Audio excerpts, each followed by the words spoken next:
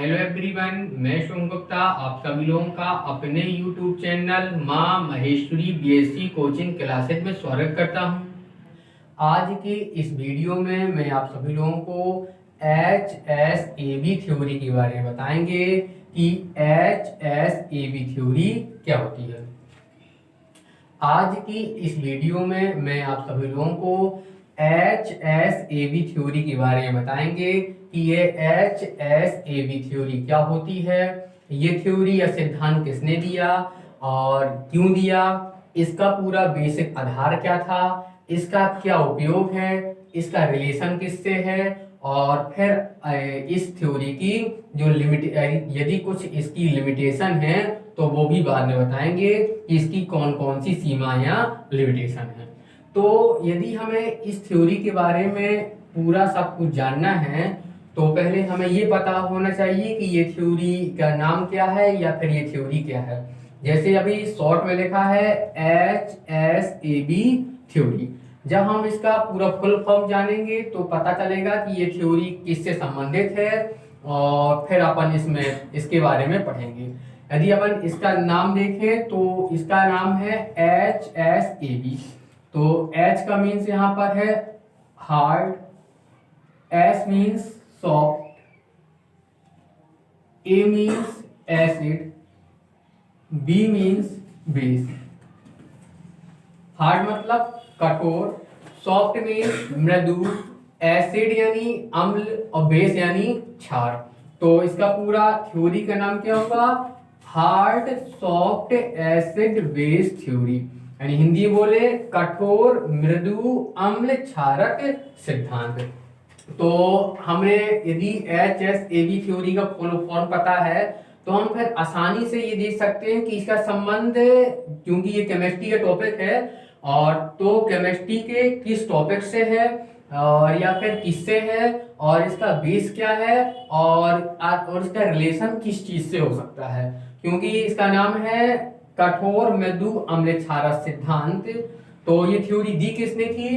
तो HSAB theory सन 1963 में scientist Pearson ने दी थी। साइंटिस्ट पियर्सन ने दी थी, यानी रसायनज्ञ पियर्सन ने दी थी।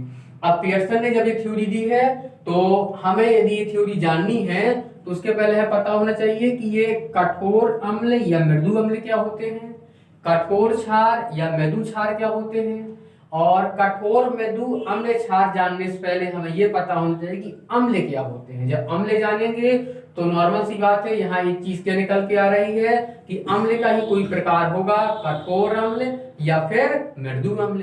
उसी प्रकार क्षार का एक प्रकार होगा, कठोर क्षार या मृदु क्षार।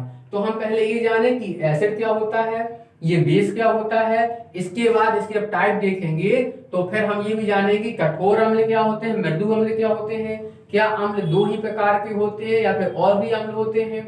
उसी प्रकार कठोर क्षार क्या होते हैं, मृदु क्षार क्या होते हैं, और क्या क्षार भी दो प्रकार के होते हैं या फिर क्षार के और भी कोई टाइप होता है। तो पहले हमारा क्या है कि हम एसिड बेस जाने, हार्ड सॉफ्ट एसिड जाने, हार्ड सॉफ्ट बेस जाने, फिर हम इस थ्योरी के बारे में पढ़ पाएंगे और इस थ्योरी को जान पाएंगे कि ये थ्योरी क्या होती है और इसका रिलेशन किससे है।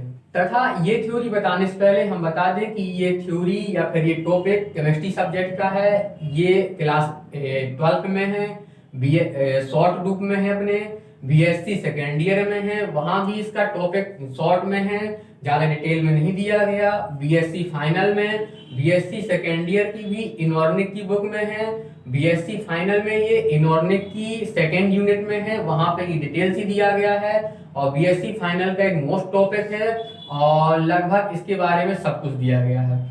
इसके बाद जब एमएससी में आते हैं तो जब हम केमिस्ट्री से एमएससी करते हैं तो केमिस्ट्री से एमएससी के फर्स्ट सेम में इनऑर्गेनिक की बुक में फर्स्ट पेपर जो इनऑर्गेनिक का, उसकी यूनिट 5 का पूरा नाम ही है HSAB। 12th में एक टॉपिक है और सेकेंड ईयर में टॉपिक है, फाइनल में एक अध्याय चैप्टर है और इसके बाद एमएससी में पूरी ये एक यूनिट है। यूनिट का नाम ही ये है। उस यूनिट में इससे रिलेटेड सारी चीजें बताई गई हैं। इसके बाद जब हम अनेक कंपटीशन एग्जाम में बैठते हैं तो उसमें जब अम्ल क्षार टॉपिक से क्वेश्चन आना होता है तो इस टॉपिक से क्वेश्चन जरूर दे देता है, क्योंकि ये टॉपिक बहुत ही इंपॉर्टेंट है ना।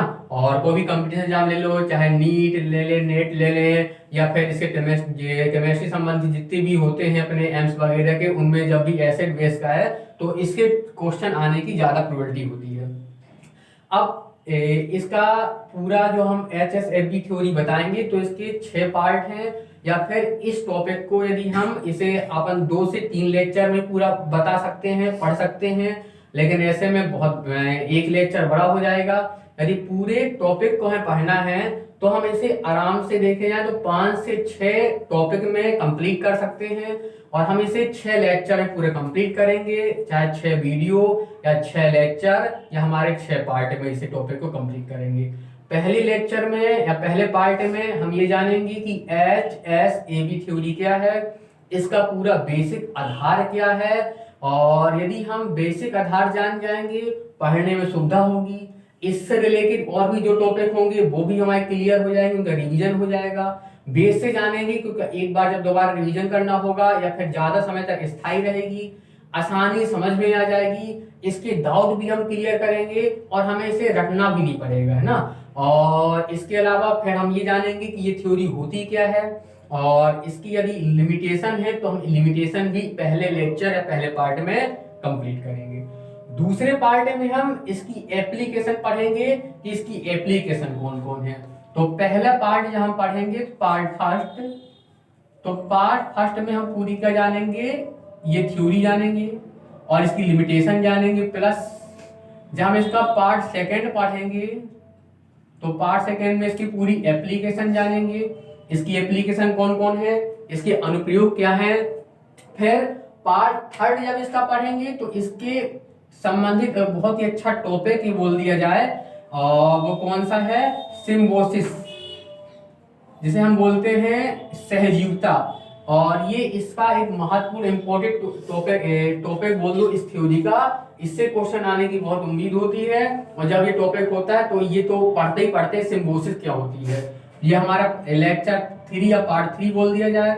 पार्ट जब 4 पढ़ेंगे हम तो हम इसमें ये जानेंगे कि जिस प्रकार हमने इसमें शब्द यूज किया कठोरता और मृदुता, तो अभी हम ये जानेंगे अम्ल क्षार क्या है, कठोर अम्ल क्या होते हैं, कठोर क्षार क्या है, मृदु अम्ल क्या है, मृदु क्षार क्या है।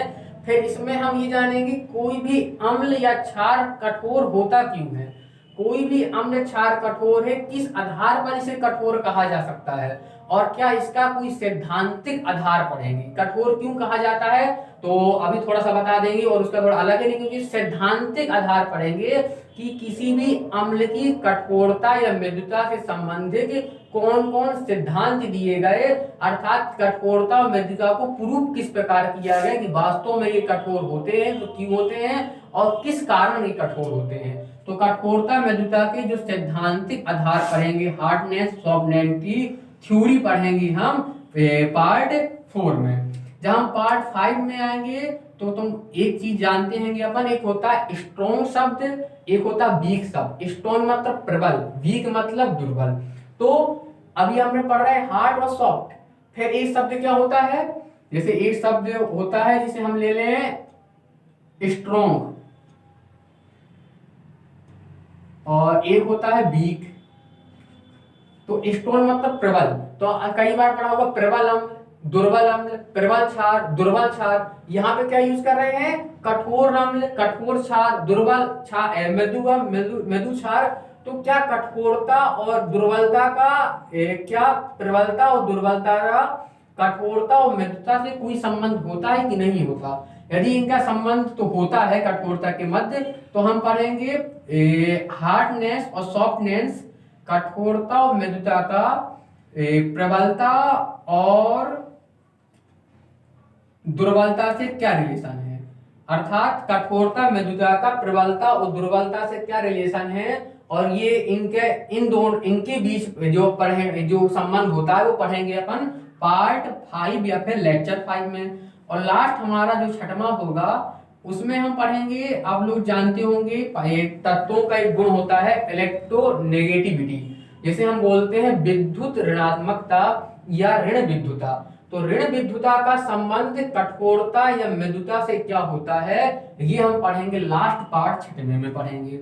अर्थात electronegativity plus hardness and softness, अर्थात पदार्थ की विद्युत ऋणात्मकता का कठोरता और मृदुता से संबंध होता है कि नहीं होता, होता है तो किस आधार में होता है, और फिर क्या होता है वो पढ़ेंगे पार्ट 6 में। शुरुआत के पार्ट 3 पूरे क्लियर है कि पहले में हमें थ्योरी और लिमिटेशन पढ़ना है, दूसरे में एप्लीकेशन, तीसरे में सिम्बोसिस, और शायद चौथे में हम इसकी थ्योरी पढ़ेंगे। ये ऊपर नीचे भी सकते हैं कि पहले हम ये पढ़ा दें फिर ये पढ़ा दें, ये साथ यही पढ़ेंगे, पहले संबंध पढ़ लेंगे ताकि जो हम दो चीज पहले से जानते हैं और उन दो चीजों को हमें क्या नाम दिया, तो जो दो चीज हम पहले से जानते हैं मतलब प्रबलता दुर्बलता, और जो नई चीज जान रहे हैं तो उनका संबंध क्या होता है, और जो इलेक्ट्रोनेगेटिविटी है इसका संबंध क्या है वो लास्ट में अपन देख लेंगे ना, उसे अपन लास्ट में देख लेंगे। तो अब चालू करते हैं आज का टॉपिक। तो उसके पहले अम्ल क्षार देख ले। तो अम्ल क्षार के बारे में देखें तो अम्ल क्षार के कई सिद्धांत पहली क्लासों में बीएससी में बारी पढ़े होंगे, और शुरुआत होती है यहाँ से इसकी आर्हीनियस के सिद्धांत से। लेकिन हम आप लोगों को उससे ही पहले कुछ बताएंगे कि अम्ल क्षार की जो नॉर्मल परिभाषा हम जानते हैं, व्यवहारिक जानते हैं, ये अम्ल क्षार की वास्तव में शुरुआत सबसे पहले किसने की। तो अम्ल के बारे में यदि हम देखें तो थोड़ा सा इसके बारे में देखते जाएं। मैन हमें पियर्सन देखना है, थोड़ा सा इसलिए बता मैं थोड़ा सा देखें कि अपन थोड़ा जान लें। तो अम्ल के बारे में सबसे पहले सन 1680 यानी 1680 में वैज्ञानिक वायल ने बताया था। वैज्ञानिक वायल ने पदार्थों के विभिन्न गुणों को उनके जलीय विलयन में अध्ययन किया और बताया कि पदार्थ जो होते हैं वे पदार्थ जिनकी जलीय विलयन में या फिर जिनका जलीय विलयन बनाने पर कुछ इस प्रकार के गुणों का प्रदर्शन करते हैं तो उन पदार्थों को हम अम्ल कहते हैं। अर्थात शुरुआत देखें तो सबसे पहले सन 1680 में साइंटिस्ट वायल ने अम्लीय पदार्थ या अम्ल पदार्थों की खोज की और उनके गुणों के आधार पर उन्हें ये शब्द अम्ल दिया और इनके कुछ व्यवहारिक गुण बताए कि अम्ल पदार्थ या अम्लीय पदार्थ इस प्रकार के होते हैं। यदि देखें तो उन्हें पहला गुण क्या बताया, यदि किसी पदार्थ का हम जलीय विलयन बनाएं, जलीय विलयन से तात्पर्य है उसका जल के साथ विलयन बना दो। कोई पदार्थ है यदि ठोस अवस्था में है और यदि द्रव्य भी है तो वो विलय का कार्य करता है, यदि वो द्रव में गैस में तो विलय का काम करता है। अधिकांशतः हम द्रवों का यूज करते हैं विलय के रूप में, और द्रव भी कई प्रकार के होते हैं। सबसे ज्यादा नॉर्मल या कॉमन जो हम विलायक लेते हैं वो हम जल का यूज करते हैं, और जल ये सात्विक विलायक होता है जो कहीं भी पाया जाता है। और यहाँ पर जलीय विलयन मतलब है कि हम क्या करें, कोई पदार्थ ले लें जो अपने विलय का काम करेगा, और हम एक विलायक ले दूसरा पदार्थ ले लें जो किसका विलायक का काम करेगा। जब हम विलय और विलायक को मिला देंगे तो हमें क्या मिलेगा, सॉल्यूशन मिलेगा, और जब सॉल्यूशन विलयन मिलेगा तो उन्होंने पदार्थों के विलयन का अध्ययन किया और विलयन किसका बनाना है, जल के साथ, और बताया कि यदि जलीय विलयन में पदार्थ जो होता है वो कैसा होता है। नंबर 1, यदि वो स्वाद में खट्टा होता है, या फिर अम्ल वे पदार्थ होते हैं जिनका जलीय विलयन बनाने पर उनका स्वाद कैसा हो, वो स्वाद में खट्टे हो। नंबर पहला। नंबर दूसरा, एक प्राकृतिक लिटमस पेपर होता है। प्राकृतिक क्यों बोलते हैं, क्योंकि ये हमें पेड़ पौधों से प्राप्त होता है, विशेष कुछ पौधों में होता है जिसे हम बोलते हैं लिटमस पेपर। उसका जो नॉर्मल रंग होता है वो नीले रंग का होता है अपनी समान अवस्था में। यदि उसमें कुछ मात्रा में अम्ल डाल दिया जाए तो अम्ल उस लिटमस पेपर के रंग को नीले से लाल कर देते हैं। ये भी वैज्ञानिक व्याल ने जब देखा और तो ये भी उन्हें गुण बताया कि अम्ल क्या करते हैं, प्राकृतिक लिटमस पेपर के नीले रंग को लाल कर देते हैं।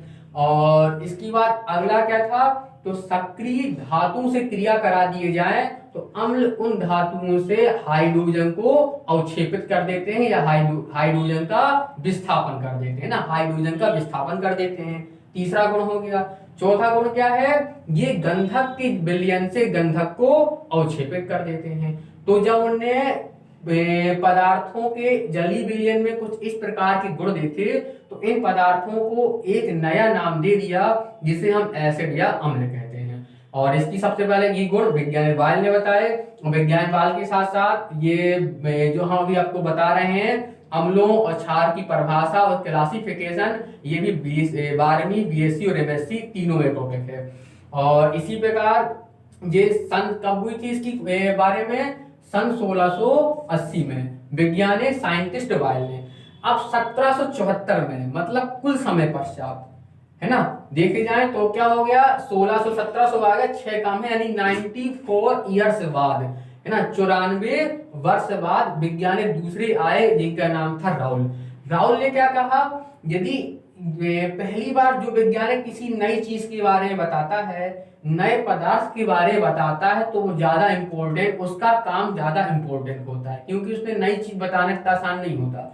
लेकिन यदि कोई चीज पहले से हमें याद हो, हम उसमें और आगे कार्य करें तो थोड़ा इजी होता है, क्योंकि हमें आगे मदद मिल जाती है। जिस प्रकार कोई सवाल लगा, यदि हमें सूत्र पहले से पता हो या कोई हमें सूत्र पहले से बता दे, भले सवाल थोड़ा कठिन हो, हिंट मिल जाता है। यदि कोई सवाल लगाए, कोई सूत्र फार्मूला ना हो, उसका हमें पता ना हो, तो उसे लगाने में थोड़ा सा परेशानी होती है यदि वो सवाल नया है। तो उसी प्रकार विज्ञानी राउल आए जिन्होंने बेस के बारे में बताया सन 1774 में। तो उनके पास आधार क्या था कि उन्होंने देखा जब कुछ पदार्थ अपने जलीय विलयन में इन गुणों का पालन करते हैं जिन्हें एसिड कहा गया, तो ऐसे पदार्थ जो इनसे विपरीत गुण दिखाते हैं या इनसे भिन्न गुण दिखाते हैं, क्या ऐसे पदार्थ भी हैं? तो उन्होंने कुछ पदार्थों का और अध्ययन किया जिनके गुण इससे अलग थे या विपरीत थे, और राउल ने उन पदार्थों को बेस नाम दिया। और उनके गुण क्या थे, जिन उन्हें भी जलीय विलयन बनाया, और जलीय विलयन में अध्ययन किया तो शर्त हो गई जब किसी पदार्थ का जलीय विलयन बनाया जाए तो जलीय विलयन में उनका स्वाद हो वो तीक्ष्ण स्वाद हो, जिसे हम बोलते हैं कसेला हो। दूसरा है इनका कि ये प्राकृतिक जो अम्ल नीले को लाल कर देते हैं रंग को, तो ये लाल को पुनः नीले रंग में परिवर्तित कर देते हैं, दूसरा गुण। तीसरा क्या करते हैं, ये साबुन के समान व्यवहार प्रदर्शित करते हैं। चौथा क्या करते हैं, ये अपने आप में गंधक और ऑयल को घोल लेते हैं, विलय कर लेते हैं अपने आप में गंधक और ऑयल को। और ये थे बेस के गुण। तो जब पदार्थों के जलीय विलयन में जब इस प्रकार गुण पाए जाते हैं तो ऐसे पदार्थ को बेस कहते हैं। ये सबसे कॉमन बेसिक परिभाषा थी जिसे हम यूज करते हैं। कई बार जब हमें अम्ल क्षार की परिभाषा लिखनी होती तो हम भी यही बोलते हैं अम्ल क्षार की परिभाषा में, जो पदार्थ स्वाद में खट्टे हो अम्ल और नीले रंग को लाल कर दे, जो स्वाद में कसेले हो और रंग नीले को लाल कर दे। लेकिन ये परिभाषा कहाँ से आई, कैसे आई, हमने वो आपको बता दिया। इसके बाद देखा जाए तो फिर क्या होगा, ये क्षेत्र वैज्ञानिकों के लिए एक इम्पोर्टेंट बन गया। और इसके बाद पहले से अम्ल क्षार के बहुत से मानक मौजूद थे, तो जब नए नए साइंटिस्ट आए तो उन्हें इसकी ओर आकर्षित हुए कि क्या जो इनके बारे में बताया गया है वो सही है कि नहीं है, क्या अम्ल क्षार इसी प्रकार के होते हैं। तो फिर वैज्ञानिकों साइंटिस्टों को एक कार्य करने के लिए नया टॉपिक मिल गया। इसके बाद अम्ल क्षार में अनेक वैज्ञानिकों ने इनका अध्ययन किया, इनके अनेक गुणों को, अलग अलग गुणों का अध्ययन किया और उन गुणों के आधार पर इन्हें अलग अलग प्रकार के डिफाइन किया, जिन्हें हम पढ़ते हैं। ये थे अम्ल क्षार की वैज्ञानिक आर्हीनियस थे जिनने इसके गुण का अध्ययन किया, जिसे बोलते हैं अम्ल क्षार की आर्हीनियस डेफिनेशन। आर्हीनियस के बाद आते हैं ब्रांस्टेड लोरी, और जिसे बोलते हैं हम अम्ल क्षार की ब्रांस्टेड लोरी डेफिनेशन। इसके बाद विलायक तंत्र उदाहरण आती है जो कई वैज्ञानिक ने मिलकर दी थी, और वो होती है अम्ल क्षार की विलायक तंत्र थ्योरी। इसके बाद आती है लुईस, जो बहुत ज्यादा प्रसिद्ध है, और आज जो हम पढ़ने वाले हैं ये इस सिद्धांत का संबंध भी लुईस थ्योरी से ही है। अम्ल क्षार की लुईस थ्योरी आती है, चौथी थी। पांचवी आती है लक्ष्य फलक अवधारणा, लक्ष्य फलक थ्योरी आती है। ये 5 थ्योरी अम्ल क्षार की आती है, और ये 5 थ्योरी जब अम्ल क्षार की आती है तो इसके बाद जो पियर्सन आते हैं तो उन्होंने अम्ल क्षार के ना तो गुणों का अध्ययन किया, ना इनके नए गुणों को बताया, और ना ही अम्ल क्षार को डिफाइन किया, बल्कि जो पहले वैज्ञानिक अम्ल क्षार की डेफिनेशन दे गए थे तो उन्होंने उन वैज्ञानिकों की डेफिनेशन का अध्ययन करके, अम्ल क्षारों के सभी गुणों का अध्ययन करके, और उन गुणों के आधार पर अम्ल क्षारों का क्लासिफिकेशन किया, या बोल दिया जाए ये जो पहले से क्लासिफिकेशन किया गया था उसे एक नया नाम दिया, और उन क्लासिफिकेशन के गुणों का अध्ययन करके उनके गुणों के आधार पर एक नई थ्योरी दी जिसे हम बोलते हैं पियर्सन की HSAB थ्योरी। और इसी क्लासिफिकेशन को हम बोलते हैं हार्ड एसिड बेस और सॉफ्ट एसिड बेस। अब थोड़ा जैसे आर्हीनियस का नाम लिया तो आर्हीनियस ने क्या बताया अम्ल क्षार के बारे में, तो आर्हीनियस ने बताया था यदि कोई पदार्थ है उसका जली विलयन बनाओ, अर्थात शुरुआत में जब जली विलयन का चल रहा था तो इन्होंने भी जली विलयन में ही अम्ल क्षार को परिभाषित किया और बताया जो किसी पदार्थ का हम अम्ल जली विलयन बनाते हैं तो वो पदार्थ जो अपने जली विलयन में H+ जिसे प्रोटॉन कहते हैं त्यागते हैं या देते हैं तो वो अम्ल होते हैं, अर्थात अम्ल H+ डोनर होते हैं। दूसरे वे पदार्थ जो अपने जली विलयन में OH- देते हैं वो क्या होते हैं, बेस होते हैं। H+ हम एसिड होंगे और OH- बेस होते हैं। इसे हम यहाँ H+ को प्रोटॉन बोलते हैं, OH- को हाइड्रोक्सी आयन बोलते हैं, और जो हाइड्रोक्सी आयन H+ यानी प्रोटॉन हो गया। तो प्रोटॉन डोनर होता है अम्ल और हाइड्रोक्सी आयन डोनर होता है, बेस होता है। फिर ब्रांस्टन-लोरी ने क्या किया था, इसके गुणों का और आगे अध्ययन किया और अध्ययन करके उन्होंने केवल H+ के आधार पर ही एसिड बेस को डिफाइन कर दिया और बताया कि वे पदार्थ जो H+ देते हैं H+ डोनर होते वो एसिड होते हैं, और जो पदार्थ H+ लेते हैं या ग्रहण करते हैं जिन्हें H+ एक्सेप्टर कहते हैं वो क्या होते हैं, क्षार होते हैं। उसी प्रकार आगे परिभाषा है तो लुईस की, विलायक तंत्र की, लास्टला की अलग अलग अवधारणा है। आज हमारा जो टॉपिक है वो HSB टॉपिक है, हम जो बताने वाले हैं। यदि हम इसमें और भी चीज इंक्लूड कर देंगे तो टॉपिक बड़ा हो जाएगा, वीडियो बड़ी हो जाएगी और हम अपने टॉपिक से थोड़ा हट जाएंगे।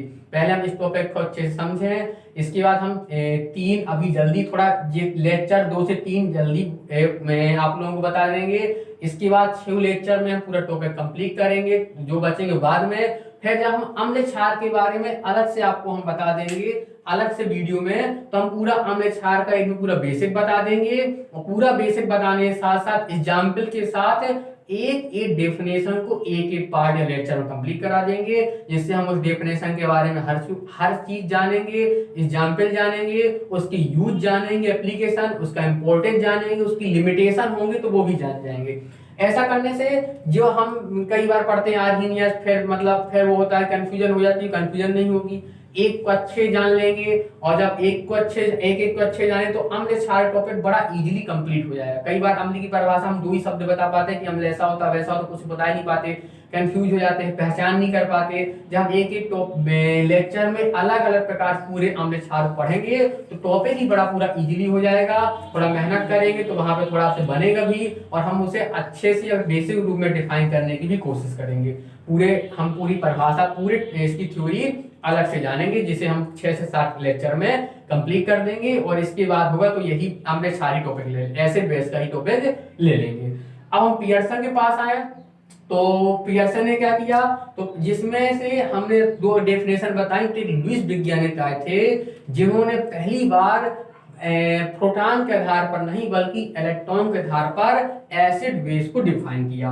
और जब इन्होंने डिफाइन किया एसिड बेस को तो उन्होंने बताया एसिड वे पदार्थ होते हैं जो इलेक्ट्रॉन एक्सेप्टर होते हैं और बेस वो पदार्थ होते हैं जो इलेक्ट्रॉन डोनर होते हैं, अर्थात जो इलेक्ट्रॉन देते हैं या फिर इलेक्ट्रॉन नहीं इन्होंने अपने डेफिनेशन में लिया है एकाकी इलेक्ट्रॉन युग्म, मतलब एक इलेक्ट्रॉन सिंगल भी हो सकता है, इन्होंने क्या लोन पेयर देते हैं और लोन पेयर देते हैं। लोन पेयर मतलब एकांकी या फिर वो होते हैं जो बॉन्ड नहीं बनाते उन्हें लोन पेयर मतलब जोड़े से होते हैं। लोन मतलब बॉन्ड ना बनाए, बॉन्ड बना लेते हैं तो बंधित बोलते हैं, या बॉन्ड नहीं बनाता तो अनाबंधित बोलते हैं।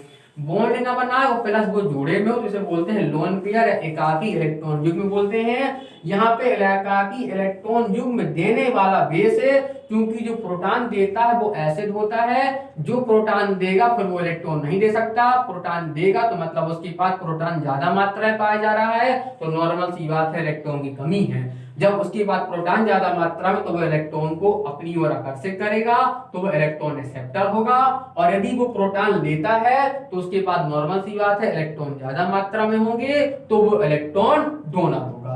तो ये लुईस की जो परिभाषा है ये क्यों ज्यादा मान्य हुई, क्योंकि इन्होंने इलेक्ट्रॉन के आधार पर एसिड बेस को डिफाइन किया था। फिर जो जो पियर्सन थे, इन्होंने इन लुईस अम्ल और लुईस क्षार जो बोलते हैं, इनके गुणों का अध्ययन करके क्या दे दिया, एक थ्योरी दे दिया। पेपर में कई बार पूछता है पियर्सन अम्ल और क्षार कौन होते हैं, तो लुईस अम्ल ही पियर्सन अम्ल होते हैं और लुईस क्षार ही पियर्सन क्षार होते हैं। ऑब्जेक्टिव क्वेश्चन देखे या जो कंपटीशन एग्जाम में पूछ लेते हैं या जो बनते हैं, यदि पूरी थ्योरी क्लियर है तो हम आसानी से कोई भी इसका क्या बोल दिया जाए, थ्योरिकल ऑब्जेक्टिव क्वेश्चन कर सकते हैं। न्यूमेरिकल के लिए हमें इसका और अलग से अध्ययन करना पड़ेगा।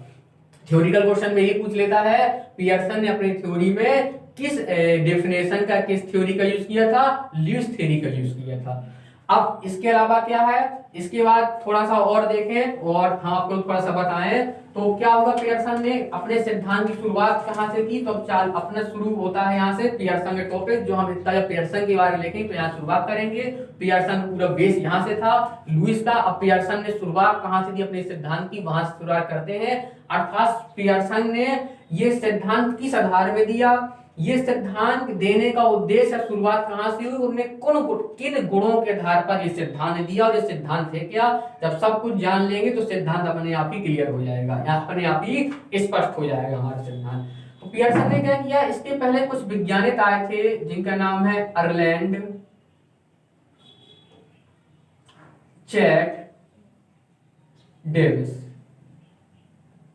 इन्होंने क्या किया, धातु और अधातु उपधातु जो होती है हम जानते हैं, इन्हें अलग अलग वर्गों में डिफाइन कर दिया। तो साइंटिस्ट अर्लैंड चैक और डेविस ने धातुओं और अधातुओं, जिन्हें हम मेटल और नॉन मेटल कहते हैं, इनका अध्ययन करके इन्हें दो वर्गों में डिवाइड कर दिया, अर्थात दो वर्गों में इनका क्लासिफिकेशन कर दिया। पहले वर्ग में इन्हें कैसा दिया, तो पहले को दिया आ वर्ग, जिसे हम आ क्लास भी बोल सकते हैं। आ क्लास की मेटल्स, मेटल्स तो दो में, आ क्लास की मेटल्स, और बा वर्ग या बा क्लास की मेटल। और उसी प्रकार नॉन मेटल को भी दो में कर दिया, आ वर्ग की नॉन मेटल या आ क्लास की नॉन मेटल, और बा वर्ग की नॉन मेटल या बोल दो बा क्लास की नॉन मेटल। यदि इसके पहले हम ये देखें, बता दें आप लोगों को कि मेटल और नॉन मेटल क्या होते हैं। तो मेटल धातुएं वे होती हैं जो अभिक्रियाओं के दौरान इलेक्ट्रॉन युग्म ग्रहण करती हैं, अर्थात जो अभिक्रियाओं के दौरान इलेक्ट्रॉन युग्म या एकाकी इलेक्ट्रॉन युग्म ग्रहण करते हैं उन्हें हम मेटल धातु बोलते हैं, और जो एकाकी इलेक्ट्रॉन युग्म देते हैं उन्हें हम नॉन मेटल अधातु बोलते हैं। तथा कुछ ऐसे भी तत्व या पदार्थ होते हैं जो क्या करते हैं, अभिक्रियाओं के दौरान एकाकी इलेक्ट्रॉन युग्म दे भी सकते हैं और ग्रहण भी सब करते हैं, इन्हें हम बोलते हैं सब मेटल यानी उपधातु बोलते हैं। तो उन्होंने जब मेटल को दो वर्ग में डिवाइड किया तो पहले वर्ग में क्या रखा, वे धातुएं जो आसानी से इलेक्ट्रॉन युग्म ग्रहण नहीं करती हैं, उन्हें क्या बोला, अवर्गी मेटल, अर्थात वो क्या करती हैं, आसानी से इलेक्ट्रॉन युग्म अर्थात अपने गुण का प्रदर्शन ना करें बल्कि कठिनाई के साथ इलेक्ट्रॉन युग्म ग्रहण करती हैं। उसी प्रकार वा वर्ग में क्या आता है, तो वे धातुएं जो आसानी से इलेक्ट्रॉन युग्म ग्रहण कर लेती हैं अर्थात अपने गुण का आसानी से प्रदर्शन करती हैं। नॉन मेटल में वर्ग में क्या है, तो जिस प्रकार इसमें आसानी से इलेक्ट्रॉन युग्म ग्रहण न करें, तो नॉन मेटल का गुण होता है इलेक्ट्रॉन देना, तो वे नॉन मेटल जो आसानी से इलेक्ट्रॉन युग्म नहीं देती उन्हें हम बोलते हैं आ क्लास की नॉन मेटल, और जो आसानी से इलेक्ट्रॉन दे देते हैं उन्हें हम बोलते हैं बा क्लास की नॉन मेटल। तो ये था धातुओं अधातु क्लासिफिकेशन। बाद में साइंटिस्ट पियर्सन ने इस क्लासिफिकेशन का अध्ययन किया और इस क्लासिफिकेशन का अध्ययन करके उन्होंने देखा क्योंकि जो एसिड अम्ल होता है तो वो क्या होता है, धातु समान होता है, अर्थात एसिड भी इलेक्ट्रॉन एक्सेप्टर होता है और मेटल भी इलेक्ट्रॉन एक्सेप्टर होती है। तो उन्होंने धातु के लिए क्या यूज किया, एसिड वर्ड का उपयोग किया। और नॉन मेटल के लिए बेस शब्द का यूज किया, बेस या क्षार, और इसी को उन्होंने एक नाम और दिया, लिगेंड। बेस को उन्होंने एक नाम लिगेंड भी कहा, जिसे हम हिंदी में संलग्नी बोलते हैं। क्या बोलते हैं? संलग्नी। संलग्नी का मतलब क्या होता है? तो संलग्नी देखा जाए तो ये किससे बना? संलग्न। संलग्न मतलब जुड़ना, अर्थात संलग्नी उन्हें कहते हैं जो किसी के साथ जुड़ सकती हैं या जिसमें किसी के साथ जुड़ने का गुण पाया जाता है, उन्हें हम संलग्नी कहते हैं। क्योंकि लिगेंड या बेस या सब धातु क्या करते हैं? ये उपसंयोजक बॉन्ड का निर्माण करते हैं, और इस उपसंयोजक बॉन्ड में, सब कोवेलेंट बॉन्ड में ये इलेक्ट्रॉन युग्म देकर धातुओं से जुड़ जाती हैं। अर्थात इलेक्ट्रॉन में गुण पाया जाता है कि ये इलेक्ट्रॉन कभी प्रोटॉन को अपनी ओर आकर्षित नहीं कर पाता, बल्कि उसकी ओर आकर्षित होता है, जबकि प्रोटॉन कभी इलेक्ट्रॉन की ओर आकर्षित नहीं होता, बल्कि उसे अपनी ओर आकर्षित करता है।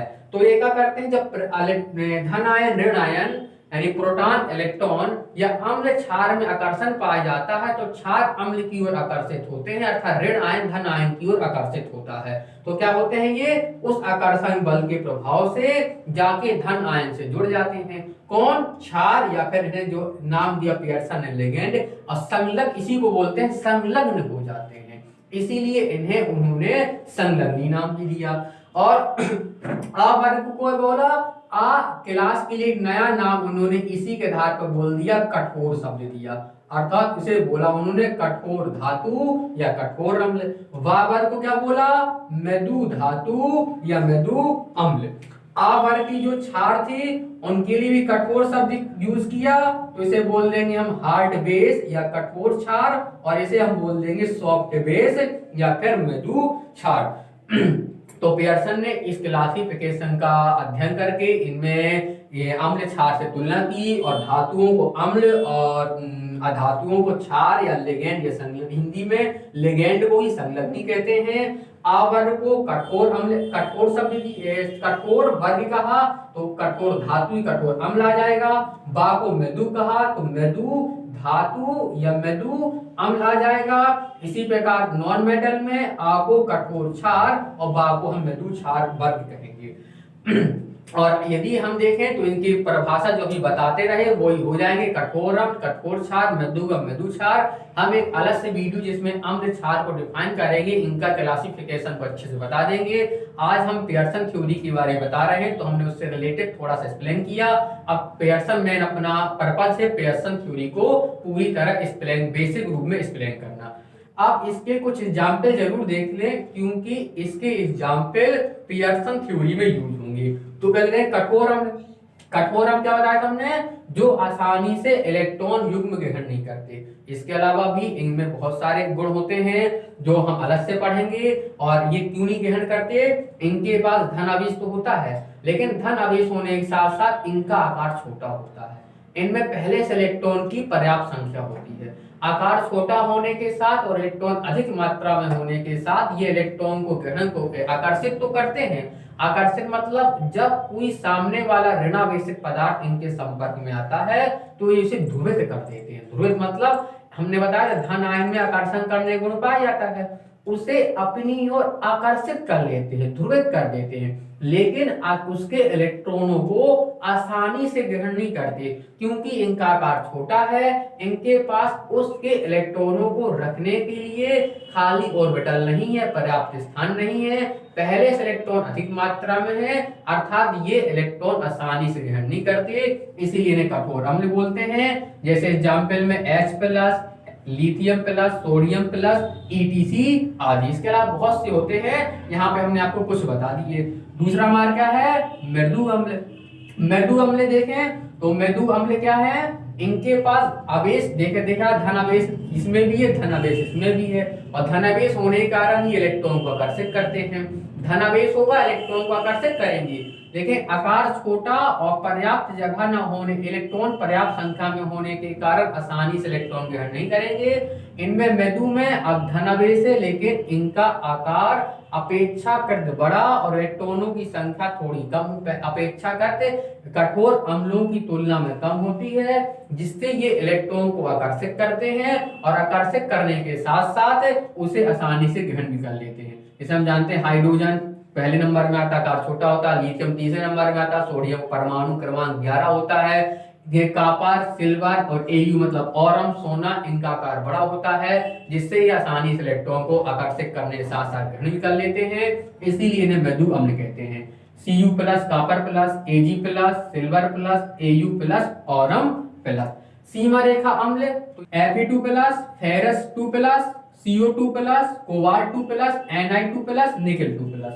कठोर क्षार, तो क्षार क्या करते हैं, इलेक्ट्रॉन युग्म दे देते हैं। कठोर है, आसानी से इलेक्ट्रॉन युग्म नहीं देगा। इसके पास देख रहा है ऋण आयन तो है, इलेक्ट्रॉन देने के लिए तो है, लेकिन इनका आकार भी छोटा होता है। आकार छोटा होने के कारण इलेक्ट्रॉन नाभिक के पास में होते हैं, जिससे नाभिक और इलेक्ट्रॉन के मध्य एक प्रबल आकर्षण बल या तीव्र आकर्षण बल कार्य करता है इलेक्ट्रॉन अधिक है देने के लिए। अर्थात ये क्या करते हैं, इलेक्ट्रॉन दे तो सकते हैं लेकिन आसानी से नहीं देते, कारण आकार छोटा है। तो और कारण क्या है, इनका आकार छोटा होता है, जिससे ये कठोर क्षार, जिससे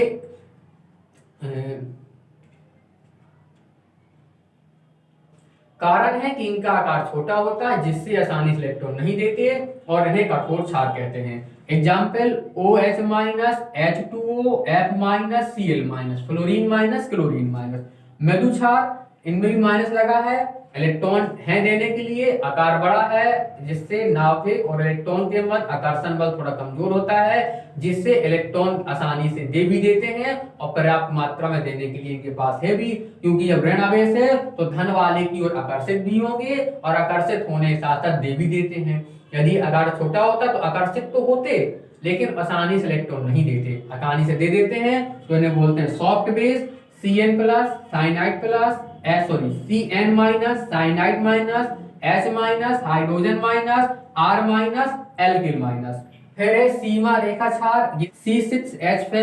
C6H5NH2 फेनेलेमीन, Br माइनस, ब्रोमीन ऋण आयन और Na2 माइनस, नाइट्रो ऋण आयन। तो ये थे कठोर अम्ल, मृदु अम्ल, सीमा रेखा अम्ल, कठोर क्षार, मृदु क्षार, सीमा रेखा क्षार। अब ये इनके कुछ एग्जाम्पल थे, इनमें ये दिख रहा है कि जिसके पास भी धन आवेश होता है +4, वो हमेशा अम्ल का कार्य करता है, धातु का कार्य करता है।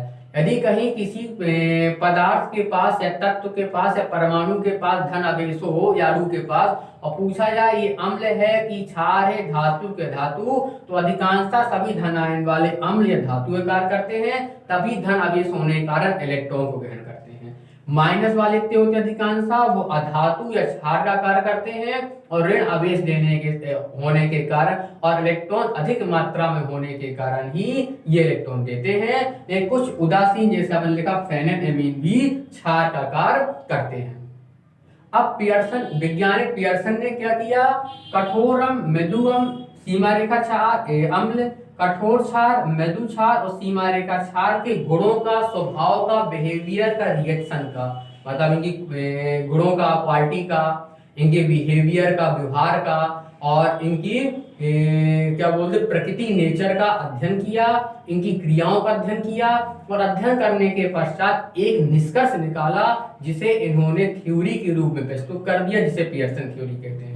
इनने क्या देखा, यदि कठोर अम्ल, तो हम जानते हैं अम्ल अम्ल से क्रिया करता नहीं, कुछ समान स्पीशीज में प्रतिकर्षण होता है, जैसे धन आयन, उत्तरी ध्रुव, दक्षिण ध्रुव, उसी प्रकार क्षार से क्रिया नहीं करता। अम्ल क्षार से क्रिया करता है या फिर क्षार अम्ल से क्रिया करता है। इन्हें कहा यदि कठोर अम्ल है और कठोर अम्ल के पास क्रिया करने के लिए तीनों प्रकार के क्षार मौजूद हों, कठोर क्षार, मृदु क्षार और सीमा रेखा क्षार, यदि तीनों प्रकार की प्रोपर्टी इसके पास मौजूद है तो ये कठोर क्षार से क्रिया करने की या इसके साथ क्रिया करके यौगिक बनाने की अधिक प्रवृत्ति रखता है और मृदु अम्ल सीमा रेखा क्षार के साथ इसकी तुलना में कम प्रवृत्ति रखता है। यदि कठोर क्षार नहीं है तो मृदु के साथ क्रिया करेगा और जब ये दोनों ना होंगे तब वो सीमा रेखा क्षार के साथ क्रिया करेगा। तथा कठोर अम्ल और कठोर क्षार के साथ बने यौगिक कठोर और सीमा रेखा के साथ बने यौगिक से अधिक स्टेबल होते हैं और उनकी स्टेबिलिटी उनकी तुलना में मोर होती है। और इसी को हम क्या कहते हैं, पियर्सन सिद्धांत कहते हैं। उसी प्रकार मृदु अम्ल मृदु क्षार से क्रिया करने की अधिक प्रवृत्ति रखता है और मृदु अम्ल मृदु क्षार से बने यौगिक अधिक स्टेबल होते हैं, जबकि मृदु अम्ल कठोर क्षार और सीमा रेखा क्षार से क्रिया करके यौगिक बनाने की कम प्रवृत्ति रखता है और इनके साथ बने यौगिक इस मृदु की तुलना में बने यौगिक से कम स्टेबल होते हैं। उसी प्रकार हम क्षार के लिए ले सकते हैं कि कठोर क्षार कठोर अम्ल के साथ और मृदु अम्ल मृदु क्षार के साथ क्रिया करने की अधिक प्रवृत्ति रखता है। या सीमा रेखा क्षार सीमा रेखा अम्ल के साथ क्रिया करने की अधिक प्रवृत्ति रखता है और समान स्पीसीज कठोर मृदु सीमा रेखा से बने यौगिक असमान स्पीसीज की तुलना जिस कठोर मृदु कठोर तुलना में मोर स्टेबल होते हैं। और इसके साथ साथ क्या बोल दिया जाए, समान क्लास पढ़ा था, समान वर्ग के अम्ल क्षारक से बने यौगिक अधिक स्टेबल होते हैं, जबकि असमान क्लास के अम्ल क्षार से बने यौगिक कम स्थायी होते हैं। और कम स्थायी होने के साथ साथ इनकी प्रवृत्ति भी समान से क्रिया करने की अधिक पाई जाती है। तो ये पियर्सन सिद्धांत था। पियर्सन सिद्धांत जब हमने पूरा डिराइव किया, बेसिक जाना, तो बड़ा आसान लगा क्योंकि हमने सबके बारे में जानते थे ऐसा क्यों होता है। जब पियर्सन ने जो निष्कर्ष निकाला वो बड़ा नॉर्मल ही निष्कर्ष निकाला, क्योंकि हम जानते हैं कठोर वाला कठोर और मृदु वाला मृदु की ओर ही अधिक आकर्षित होगा। जैसे हम देखें, जो हमारे यदि कोई नौवीं के छात्र है तो उसके जो नौवीं क्लास के स्टूडेंट होंगे, साथ उसके उसकी एज के जो स्टूडेंट होंगे उससे ज्यादा उसकी मित्रता होगी, जबकि उससे छोटे जो होंगे बड़े क्लास के स्टूडेंट होंगे या छोटी और बड़े उम्र के स्टूडेंट होंगे उसके साथ उसका बोलचाल मित्रता होगी, लेकिन अपेक्षाकृत कम होगी। यदि उसका उसी क्लास का स्टूडेंट यदि क्लासमेट है तो उसके साथ वो ज्यादा अच्छा बिहेवियर करेगा और उसके साथ वो अपना टाइम बिताना ज्यादा पसंद करेगा और उसके साथ वो रहना ज्यादा पसंद करेगा, बातचीत करना ज्यादा पसंद करेगा। मोर यदि उसके छोटा या बड़ी क्लास के स्टूडेंट है उससे, क्यों वहां पे थोड़ा अलग होता है, क्योंकि उसके साथ का नहीं है। तो ये नॉर्मल सा एक निष्कर्ष निकाला उन्होंने पियर्सन ने, लेकिन इसके लिए उन्होंने इतना सब काम किया, अध्ययन किया, इनकी रिएक्शन देखी, क्या वास्तव में ऐसा होता है कि नहीं होता, बहुत से एग्जाम्पल दिए और अपने थ्योरी को विद एग्जाम्पल प्रूव भी किया। अब हम इसके कुछ एग्जाम्पल देख लेते हैं कि हम इसे किस प्रकार एग्जाम्पल के द्वारा एक्सप्लेन करते हैं, तथा ये पूरा पियर्सन थ्योरी का बेस था और बेस से पढ़ने से हमें वो थ्योरी आसानी से इजीली रूप में समझ में आ जाती है। तो अब पियर्सन थ्योरी के एग्जाम्पल देख लें। तो जो पहला एग्जाम्पल है हम इसे जर्नल एग्जाम्पल भी बोल सकते हैं, अर्थात समान एग्जाम्पल जो इसकी थ्योरी पर डिपेंड या बेस है। जैसा पियर्सन ने अपने प्रयोगों के आधार पर निष्कर्ष निकाला था, उस आधार पर कि यदि एक कोई ऐसा यौगिक पदार्थ हो जो एसिड और बेस से मिलकर बना हो और उसमें एक एसिड कैसा हो, हार्ड हो और बेस कैसा हो, सॉफ्ट हो, यानी हार्ड एसिड सॉफ्ट बेस से बना कोई पदार्थ हो और यदि इसकी क्रिया सॉफ्ट एसिड और हार्ड बेस से करा दी जाए तो चूंकि एसिड बेस से क्रिया करता है और बेस से क्रिया करता है तो पहले से एसिड बेस से बने यौगिक हैं, लेकिन पियर्सन ने देखा यदि इनकी आपस में क्रिया करा दें तो केवल अंतर क्या है कि ये अलग अलग कैटेगरी के एसिड और बेस इसमें उपस्थित हैं। हार्ड के साथ सॉफ्ट है और सॉफ्ट के साथ एसिड है। तो उन्होंने इसका क्या परिणाम पाया कि जब इनकी क्रिया करते हैं तो ये इनके जो बीच में बॉन्ड होते हैं वो टूट जाते हैं और जो ये यौगिक होते हैं इनका क्या हो जाता है, अपघटन हो जाता है और ये आपस में बॉन्ड तोड़कर हार्ड एसिड वाला हार्ड बेस से क्रिया कर लेता है और बॉन्ड बनाकर एक नया यौगिक बनाता है और सॉफ्ट बेस सॉफ्ट एसिड से क्रिया कर लेता है। अर्थात जो प्रारंभिक अवस्था होती है, इस अवस्था में जो एसिड और सॉफ्ट जुड़े हुए हैं ये अपने पहले वाले यौगिक को तोड़कर एक नया यौगिक बना लेते हैं। ऐसा क्यों होता है? क्योंकि पियर्सन ने ये देखा कि पहले वाली अवस्था लेस स्टेबल है और जो बाद में बने यौगिक मोर स्टेबल है। और हम जानते हैं कोई पदार्थ अपनी अधिक स्थायी अवस्था में रहना चाहता है, इसी कारण क्या होता है कि ये अपनी अस्थायी अवस्था से स्थायी अवस्था प्राप्त करने के लिए अपने बीच के बॉन्ड को तोड़कर जो नया पदार्थ बनाते हैं। कैसा? जिसमें हार्ड एसिड हार्ड बेस से जुड़ा होता है और सॉफ्ट एसिड सॉफ्ट बेस से जुड़ा होता है। जैसे हम इलेक्ट्रॉन परमाणु में जानते हैं, यदि उनका इलेक्ट्रॉन बाह्यतम कक्ष में यदि वो पूरित और अर्धपूरित अवस्था में है तो ज्यादा स्टेबल होते हैं, यदि इस अवस्था में नहीं तो कम स्टेबल होते हैं। तब वो इलेक्ट्रॉनों को आदान प्रदान करके स्टेबल अवस्था प्राप्त करना चाहते हैं। उसी प्रकार ये अवस्था में जब वो अलग अलग स्पीशीज से जुड़े हैं तो वो कैसे होते हैं? अस्थायी होते हैं और वो अपने इस यौगिक को तोड़कर एक स्थायी यौगिक बनाते हैं जिसमें हार्ड एसिड हार्ड बेस से और सॉफ्ट एसिड सॉफ्ट बेस से जुड़ा होता है। यदि इसका हम एक एग्जाम्पल ले लें तो इसके एग्जाम्पल क्या है? हमने लिया, यदि हम लिथियम आयोडाइड की क्रिया सीजियम फ्लोराइड से करा दें तो क्या बनता है? लिथियम आयोडाइड में लिथियम कठोर अम्ल यानी हार्ड एसिड होता है, आयोडाइड मृदु क्षारक यानी सॉफ्ट बेस होता है, सीजियम मृदु अम्ल होता है और फ्लोरीन कठोर क्षारक होते हैं। अर्थात ये अलग अलग कैटेगरी की एसिड बेस से बने कंपाउंड हैं। जब इनकी क्रिया करा दी जाएगी तो कठोर अम्ल लिथियम क्या करेगा? कठोर क्षार अर्थात लिथियम फ्लोराइड यौगिक बना लेगा और आयोडाइड मृदु क्षार क्या करेगा? एक सीजियम के साथ क्रिया करके सीजियम आयोडाइड बना लेगा और ये क्या जो इस प्रकार नए यौगिक बनेंगे ये पहले वाले की तुलना में मोर स्टेबल होंगे। तो इस प्रकार ये दोनों एग्जाम्पल थे और आप लोग इन एग्जाम्पल को वीडियो को पोज करके नोट कर सकते हो और इसकी स्क्रीनशॉट भी ले सकते हो। और इस प्रकार ये हमारा पियर्सन सिद्धांत का पूरा बेस कंप्लीट हुआ। हमने पियर्सन सिद्धांत जाना कि पियर्सन सिद्धांत इस पर डिपेंड होता है। अम्ल क्षार की पूरी बेसिक डेफिनेशन जानी। पियर्सन ने जो धातु अधातुओं के क्लासिफिकेशन को एसिड और बेस नाम दिया था हमने वो जाना और हमने एसिड बेस की और परिभाषाएं जानी। हमने उस परिभाषाओं को आपको शॉर्ट में बताया, अलग से अलग अलग लेक्चर में एक एक परिभाषा डिफाइन कर देंगे वो। और हमने इनकी एसिड की जो अलग अलग टाइप बताए उन्होंने कि हार्ड एसिड सॉफ्ट एसिड सीमा रेखा अम्ल क्या होता है वो जाना और सॉफ्ट की भी अलग बेस की भी अलग अलग कैटेगरी जानी। फिर उन्होंने जो इसके गुण का अध्ययन करके अपना सिद्धांत दिया था हमने वो पूरा सिद्धांत जाना।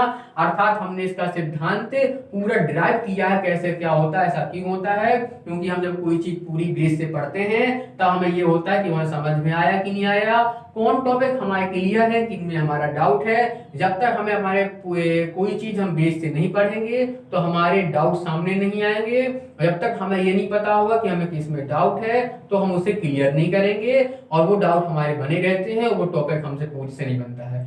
हमने बेस में जब पूरा आप लोगों को बताने की कोशिश की तो हम अपने आप खुद जानेंगे कि पियर्सन ने ऐसा क्यों कहा या पियर्सन थ्योरी क्या होती है और हम इसे ओरल रूप में पियर्सन थ्योरी बता सकते हैं, इसका कारण भी स्पष्ट कर सकते हैं और ये कठोर अम्ल सॉफ्ट अम्ल इन्हें भी आसानी से डिफाइन कर सकते हैं। एग्जाम्पल नॉर्मल एग्जाम्पल आसान है, इसके अलावा इसके और भी एग्जाम्पल होते हैं, हम एक दो एग्जाम्पल से इसे डिफाइन भी कर सकते हैं।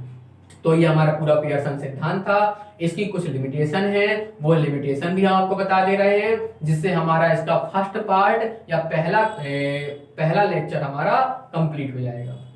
तो इस थ्योरी की कुछ लिमिटेशन भी है तो वो भी देख ले ताकि हमारा पहला लेक्चर पूरा कंप्लीट हो जाए। इसकी लिमिटेशन देखें, सीमाएं कौन कौन सी थी। तो इसकी ज्यादा कुछ सीमाएं नहीं है, जैसे आपके सामने पूरी सीमाएं लिखी हुई हैं। पहली सीमा इसकी क्या है? इस थ्योरी का कोई परिमाणात्मक मानक नहीं है। अर्थात इस थ्योरी में पियर्सन ने ऐसा कुछ नहीं बताया कि किसी एसिड का यदि मान नहीं दिया उसकी कोई न्यूमेरिकल वैल्यू तो उसने किसी एसिड को 2.1 1.5 ऐसा कुछ मान दे दिया हो फिर बताया हो कि 2 वाले ज्यादा वैल्यू वाले एसिड ज्यादा वैल्यू वाले क्षार से क्रिया करेंगे या कम वाले कम से क्रिया करेंगे। अर्थात उन्होंने इस थ्योरी को व्यवहारिक रूप के या फिर प्रायोगिक रूप से उन्होंने अपना ये थ्योरी सिद्धांत दिया था।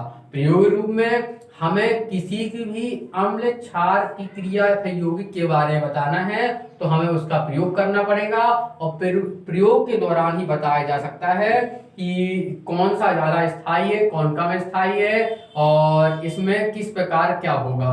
तो मतलब क्या बोल दिया जाए, इसका कोई परिणाम, इसका जो कोई परिमाण है, अर्थात इस थ्योरी का कोई परिमाणात्मक मानक नहीं है जिसके आधार पर इस थ्योरी को इनके एसिड और क्षार की वैल्यू के आधार पर डिफाइन किया जा सके। जैसे हम जानते हैं जो एटम होता है उसकी इलेक्ट्रोनेगेटिविटी, विद्युत ऋणात्मकता के अलग अलग मान होते हैं, जिसके आधार पर ये बताया जा सकता है कि कोई परमाणु कम विद्युत ऋणात्मक है कि वो अधिक विद्युत ऋणात्मक है। उसी प्रकार आयनन ऊर्जा की उनकी वैल्यू होती है, उनकी रेडियस की वैल्यू होती है। तो इस प्रकार एसिड और क्षार की जो उन्होंने इस शब्द यूज किया हार्ट और सॉफ्ट, उसकी कोई वैल्यू नहीं होती। पहली सीमा हो गई।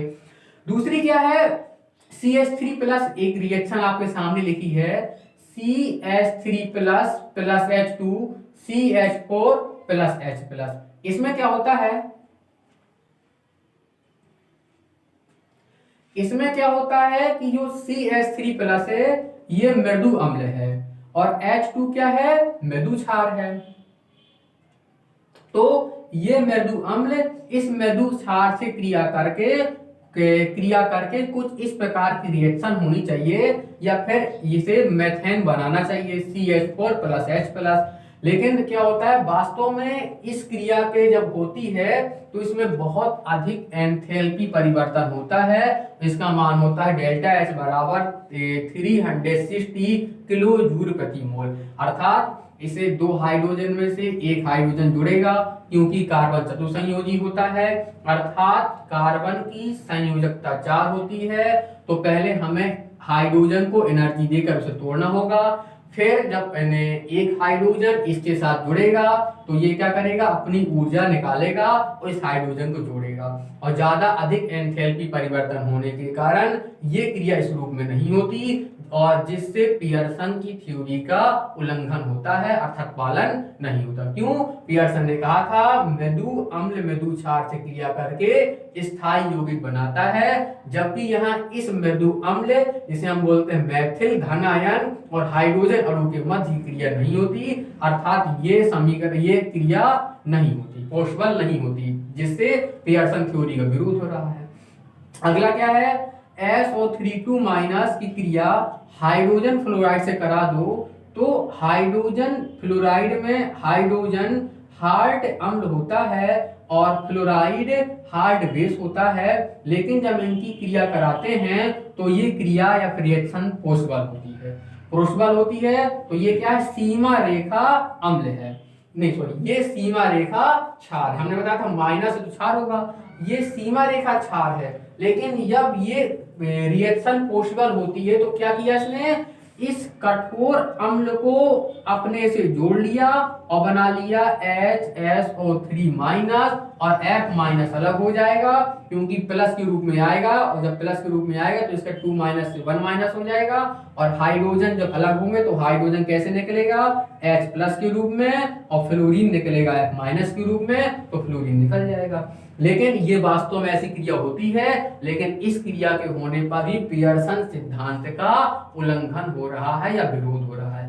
क्यों, क्योंकि जब दोनों समान कैटेगरी के हैं तो हाइड्रोजन फ्लोराइड अपनी स्टेबल पोजीशन में है, और जब स्टेबल में है तो ये सीमा रेखा क्षार होता है जो इससे क्रिया करके पियर्सन के अनुसार इसे अपघटित नहीं करना चाहिए, किंतु अपघटित कर देता है, और जो बनता है तो उसमें सीमा रेखा क्षार होता है और एक कठोर अम्ल होता है, जिससे पियर्सन की सिद्धांत का यहाँ पे क्या हो रहा है, विरोध हो रहा है। तीसरी लिमिटेशन हो गई।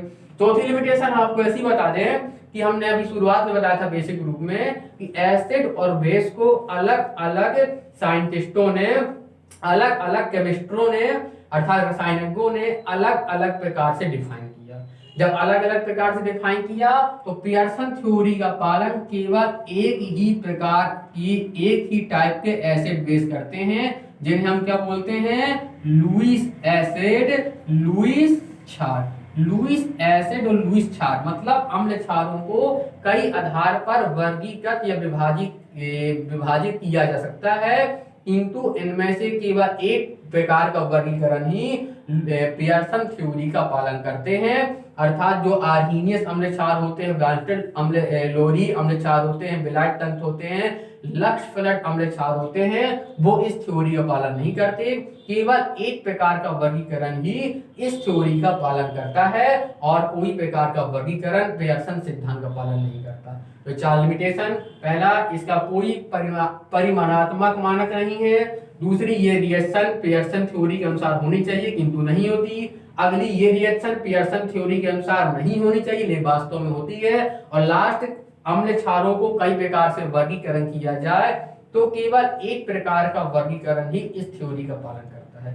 इसकी लिमिटेशन कम है, पेपर में अधिकांशतः पूछ ली जाती है, तब वहां पे नहीं लिख पाते क्योंकि दो थ्योरिकल है, 2 समीकरण पर डिपेंड है, हमें समीकरण लिखकर इसके बारे में बताना होगा। तो इसकी लिमिटेशन थोड़ा ध्यान देने वाली बात है। ये हमारा यहाँ पे पहला लेक्चर कंप्लीट होता है। इसके बाद हम आपको इसका दूसरा लेक्चर बताएंगे जिससे में हम बताएंगे application of Pearson theory, HSAB theory. इसके क्या क्या अनुप्रयोग है, वो अनुप्रयोग बहुत ही इंटरेस्टिंग है क्योंकि इसके आधार पर हम बहुत सी बेसिक चीजें क्लियर होती हैं, बहुत सी बेसिक चीजों को हम जानते हैं और हम बहुत सी बेसिक चीजों को एक्सप्लेन कर सकते हैं, जो हम ऐसे बताएंगे पार्ट 2 लेक्चर 2 में। और आज इस वीडियो में बस इतना ही। यदि आप लोगों को वीडियो अच्छी लगी हो तो इसे लाइक कीजिए। यदि अभी तक आप लोगों ने हमारा चैनल सब्सक्राइब नहीं किया तो उसे सब्सक्राइब कर लें, नीचे के बेल आइकन पर क्लिक कर दें ताकि ऐसे जितने भी वीडियो बनाए उनके नोटिफिकेशन आपको मिल जाए। यदि बेल आइकन पर क्लिक करने के पश्चात जो हम इसके सेकंड और थर्ड 4, 5, 6 लेक्चर अपलोड करेंगे या फिर एसिड बेस के बारे में बताएंगे तो उनका नोटिफिकेशन आप लोगों को मिल जाएगा और आप वहां से अपने टॉपिक को आगे पूरा देख सकते हैं। और आज की इस वीडियो में बस इतना ही। इसके बाद मिलते हैं आप लोगों से लेक्चर में, तब तक के लिए नमस्ते, जय हिंद।